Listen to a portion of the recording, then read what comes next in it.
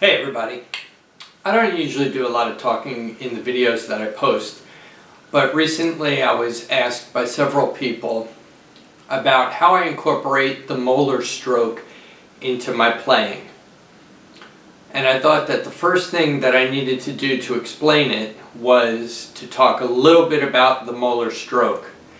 And before I start, I want to say I'm not an expert in this. If you really want to check out an expert, check out the work of Moeller. Moeller has a video out, a DVD collection, that he gets very in-depth in the Moeller Stroke. Another good video to look at is the YouTube video with Jim Chapin, who explains the Moeller Stroke extremely well. Those are the two go-to people that I went to learn the Moeller Stroke the way that I learned it. Okay, and mostly when I see people doing it from the basic stroke, the tip of the stick should basically be pointed straight down at the head or the pad, and then a big motion to get the tap. And that repeats. And you should practice that big circle. Now, one thing I noticed recently while working with a student was that you want to sort of keep the tip of the stick inside of parallel lines, I guess you can call it. So that tip should never come way out to the side or into the inside too much, but it should always stay within those parallel lines.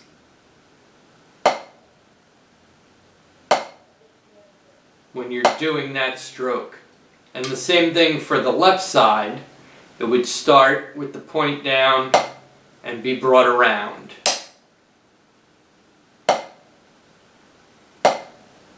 Okay? So that is basically how I approach that stroke. Obviously, the faster you get with it, the smaller that whole motion would be.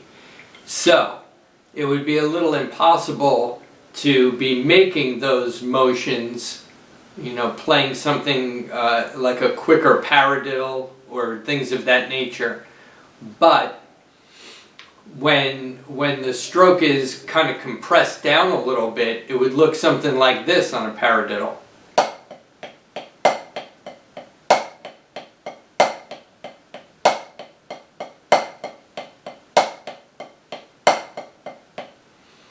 Now, I don't usually play matched grip. My grip of choice is the traditional grip.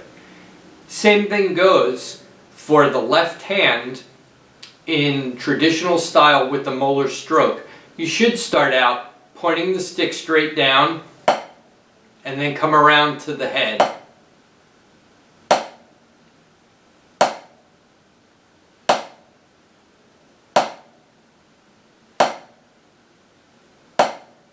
Okay? And if you did the same paradiddle the same way, again, you wouldn't make the motion so big as you go faster.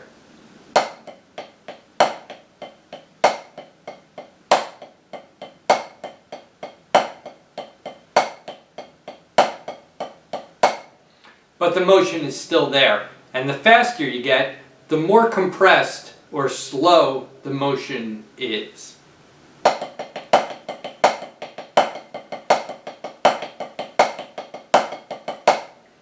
But you can see it.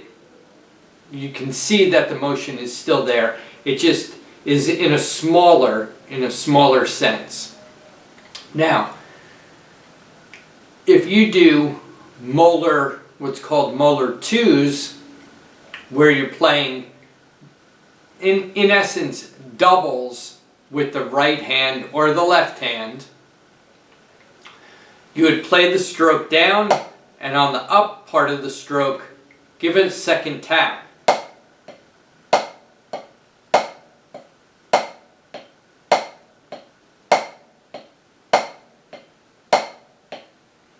A lot of people who play drum set might know this from playing a hi-hat pattern.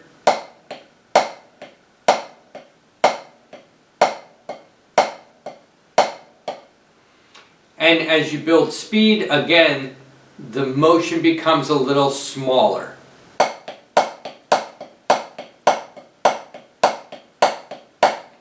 And the same thing with the left hand.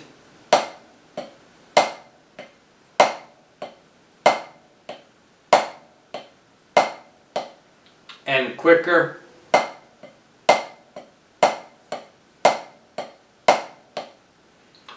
Or if you play the traditional style,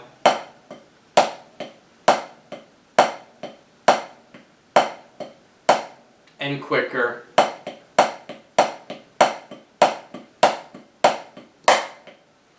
Now if you did Moeller threes, where it's groupings of three, we basically work the same way. There is the stroke, and a tap, and on the up, you would do the third tap.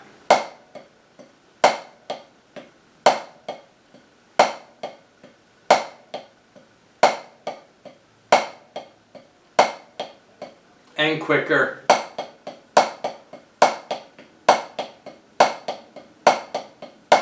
And quicker.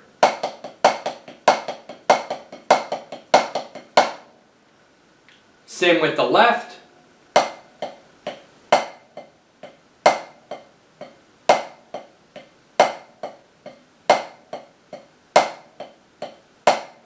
And traditional.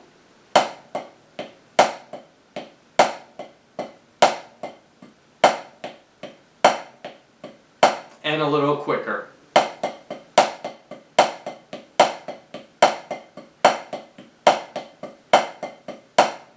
Some people describe the motion as a whipping motion. Some people describe it as a pumping motion. But you can always see how the elbow comes out on the motion. I've found that in the left, it almost feels like my elbow comes in as opposed to coming out like on the right, at least when I play traditional style.